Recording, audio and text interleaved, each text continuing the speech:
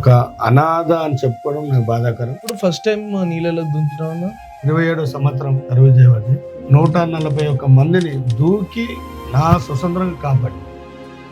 Tank bund నుండి body తీయడం ఎంత కష్టం ఉంటుందన్న. గణేషులు వేస్తారు, చెత్త కూడా దాంట్లోకి వస్తుంది.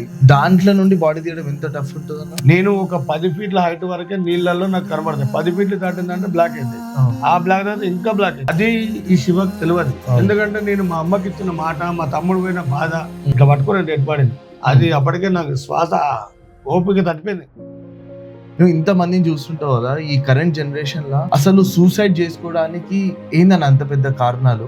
మగవాడు ఫీల్ 2 జగలనే సార్. భార్య తనతో తప్పిస్తే మరొకరితో కనపడితే తట్టుకోలేడు. నేను ఉండగానే నువ్వు ఇన్ని తప్పులు చేస్తుంటే నేను సొసైటీలో నా భర్త మొగోడు కాదు అని చెప్పి నా మొగుడే కాదని చెప్పేసి రామ్నగర్లోకి వెళ్ళి నువ్వు వచ్చి నీళ్ళల్లో దూకితే నా కొడుకు నా భార్య నిన్ను కాపాడేది. తను ఏం చేసిన ఒక అమ్మాయిని కాపాడడానికి పోయి పవన్ కూడా బట్టలో చనిపోయి. సికింద్రాబాద్ రైల్వే స్టేషన్ ఒక అక్క కలిసింది. ఆ ఒక పాప కోసం, ఆమెకు ఒక 3 నెలల పాప ఉంది. ఆ బేబీ లైఫ్ కోసం తను వ్యభిచారం చేస్తుంది. అన్న నేను అంత పెద్ద వాళ్ళ దగ్గర పోయినా కూడా ఒక చిరునవ్వుతోటి ఆ బ్రహ్మానందం గారితో నేను నా ప్రాబ్లం చెప్పొద్దు, నాకు అది అలవాట్లేదు.